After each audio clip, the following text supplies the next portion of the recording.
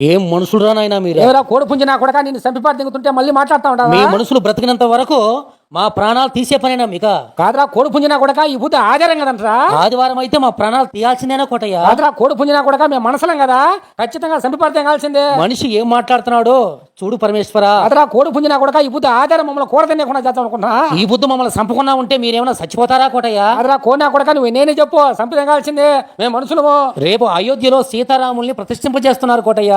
ఈ ఒక్క రోజు మమ్మల్ని చంపుకున్నామనంటే రేపు తెల్లవారుజామున మా నోటి ద్వారా జై శ్రీరామ్ అని అందామనుకున్నాం కోటయ్య. నేనేం చేశాను కోడి పుంజోడా?